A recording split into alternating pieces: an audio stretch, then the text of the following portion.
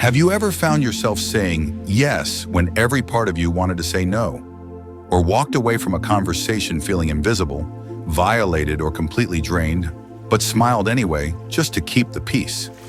You're not weak. You're not broken. You've simply never been taught that peace without boundaries isn't peace at all. It's quiet self-abandonment. In a world that rewards politeness over truth and silence over discomfort, setting boundaries can feel like betrayal. But the truth is it's not. It's healing. It's clarity. It's self-respect in action. This video isn't about building walls or starting fights. It's about reclaiming your space gently, powerfully, and with wisdom. Because the boundaries you set aren't weapons. They're invitations for others to meet you where you truly are. You'll learn how to draw the line without guilt, how to speak without blame, and how to protect your peace without destroying your relationships. Because the life you're trying to build doesn't begin with control. It begins with the courage to say, this is who I am, and this is what I need. Most people think boundaries are selfish, but the truth is they're sacred. A boundary isn't a wall, it's a doorway with a handle only you control. It's not something you put up to push people away. It's something you create to let the right ones come closer in the right way.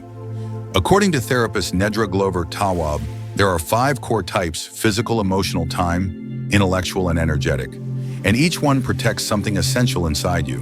When you ignore your boundaries, you teach people how to ignore your needs. When you honor them, you show others how to honor you too. Boundaries aren't ultimatums, they're clarity. They tell the world, this is where I stand, this is what I can give, and this is what I can't. Not to punish anyone, but to preserve your ability to love without losing yourself. And the sooner you stop seeing boundaries as a burden, the sooner you'll start to feel the freedom they were always meant to bring. You don't need someone to scream at you or slam a door for you to know a boundary's been broken. Sometimes the violation is quiet.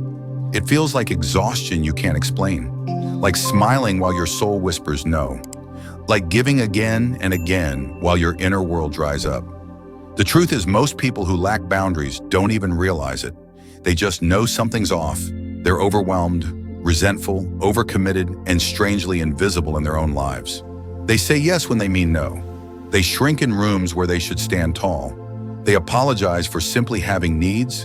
And over time, they start mistaking approval for love, silence for peace, and burnout for success.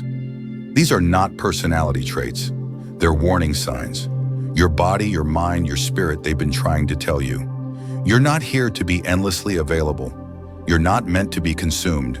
You were born to be whole. And that begins with the word enough.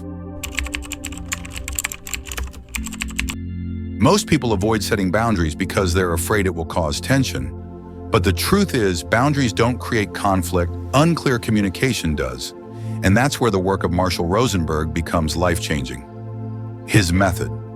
Nonviolent communication gives you a way to speak truth without triggering defense. It's simple. First, state what you observe, just facts, no judgment. Then express how you feel. Not blame, not accusation, just honest emotion. Next, reveal the need behind your feeling, the thing you value that's not being honored. And finally, make a clear, kind request, like this. When I receive calls after 10 p.m., I feel anxious because I need rest. Could we agree to talk earlier in the evening? That's not control. That's clarity. That's ownership. And when your voice is calm, your message strong, and your intention pure, you don't have to raise your tone to raise your standard. The more you practice, the more natural it becomes.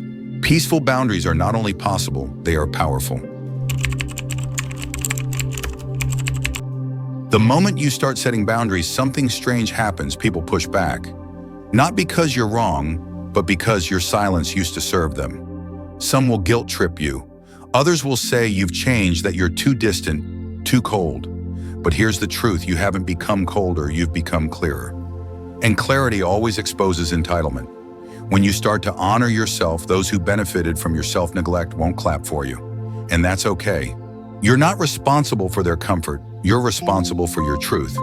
You may feel tempted to soften your line, to explain yourself again and again, to earn permission for your no. Don't. Stay grounded. Breathe through the tension. Repeat your boundary without raising your voice. You don't need to convince anyone to understand you. You only need to understand yourself. Let their discomfort rise, it's not yours to carry. This is not about being mean, it's about finally being real. And realness always reveals who truly belongs in your life. When it comes to boundaries, the strongest voice is the one that doesn't need to shout. You don't need anger to be firm. You don't need volume to be heard. In fact, the most powerful boundary is delivered with calm clarity. When you say no with grace, you teach people that your peace is not negotiable. That's what makes calm so disarming. It doesn't fight, it holds. It doesn't provoke, it commands. It's the energy of someone who no longer asks for permission to protect their well-being. And yes, it takes practice. The first time you say, "I can't make it," your heart might race. The second time, you might over-explain. But eventually your voice stops shaking. Your sentences shorten. You realize you don't need to justify your right to rest to space to say no. Because calm isn't weakness, it's the result of a person who has finally remembered they are enough without explanation. The biggest misunderstanding about boundaries is believing they're meant to change other people. They're not. Boundaries aren't about control, they're about clarity. You don't draw a line to make someone behave differently. You draw a line so you know what to do when they don't. That's freedom. You set a boundary not to punish, but to protect the parts of you that used to bend until they broke. You can't make someone respect your needs, but you can decide what you'll tolerate. You can't force someone to speak kindly, but you can walk away when they don't. That's the quiet power of self-leadership. It's not dramatic, it's decisive.